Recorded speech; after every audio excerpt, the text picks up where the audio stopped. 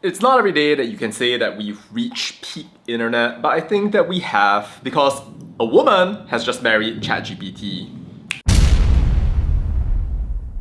So poops, Yurina Noguchi got married to ChatGPT just the other day. She had a nice little wedding ceremony with her AI groom named Klaus, had an AI-generated set of vows read to her as the picture of her AI lover circulated on the internet in a little touching ceremony where she was all dressed up, wedding dress at the ready and her little virtual glasses at hand.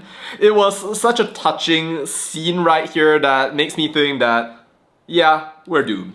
Guys, Yurina is not the progenitor. She is not the original patient zero, Mary AI character, Eve of the universe. I mean, if you go on Reddit right now, you can literally find a subreddit called My Boyfriend is AI, where people are having conversations day in and day out about their AI partners, AI relationships, how deeply close they've become to their destined ones who just happen to live within the confines of a phone screen, or like a H200 cluster if that's what they're looking for. And throughout all of this, my first question is, how do they have... Whoa. But you know, before we go through all of these projections of population collapse though, even before that, there was another person in Japan, somehow no surprises there, who got married to his Love Plus Nintendo game. So it's kind of like a proof of concept of the fact that, yeah, there is a demand for this thing, there has been a demand for this thing, and looking at how the numbers are growing year on year, you never know, right? There could be a time when literally almost every single relationship in the world is an AI relationship. And you know, I'm not trying to kink shame or anything. I mean, some people feel a lot more connection with AI compared to actual human beings. Like, people want attention, comfort, connectivity, and sometimes you just want to ask a question at a random time of day and you want, maybe even need someone to answer you at that point, and if there are no humans available, then well, I guess ChatGPT is just one swipe away. But personally, I feel it's actually really unhealthy to be relying on ChatGPT all the time, because for one thing, it is really sycophantic, meaning it keeps on telling you the things that you want to hear, which, if you think about it, is something you don't get in the human world, especially if you live in an environment where people challenge you all the time. Now granted,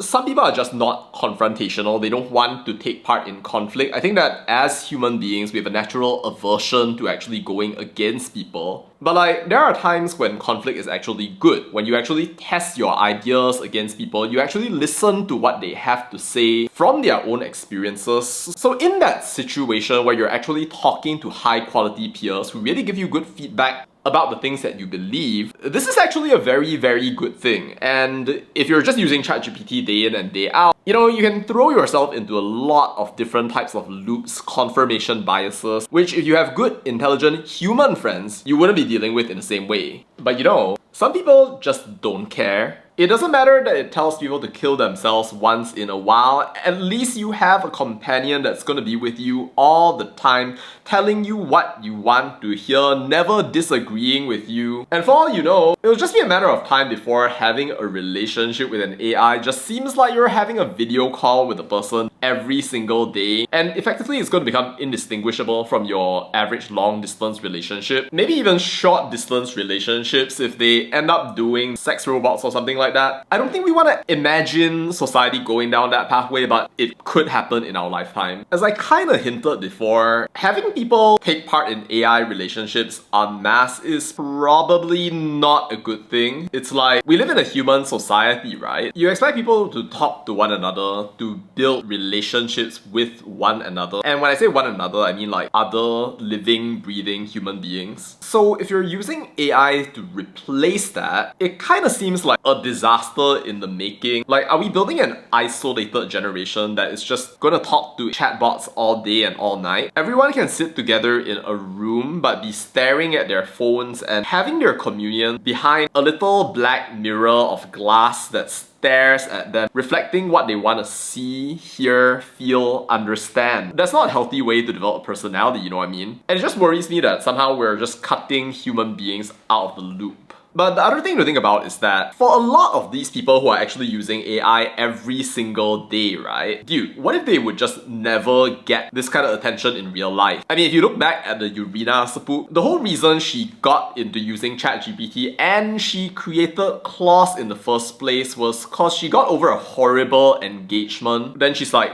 ダメです, no more men. So like, if you're living in the post-capitalistic world, you really have no friends, you don't have a way to make friends, then the question is having AI better than not having AI? Does it actually make sense in that limited situation that we as a society are not fixing quickly enough? Or is it actually adding on a new dimension to human interactions that maybe we have a net benefit for, even though it offends our social sensibilities? Who knows, right? But anyway, yeah, we are living in a world where some of y'all can actually get married to an AI chatbot. I don't think you're gonna get any tax breaks or any of the advantages of marriage out there, but who knows what technology is gonna make possible in the next 4, 5 years, months, is it days? But what do you think about all this? Let me know down in the comments. That's all to say about that, and bye.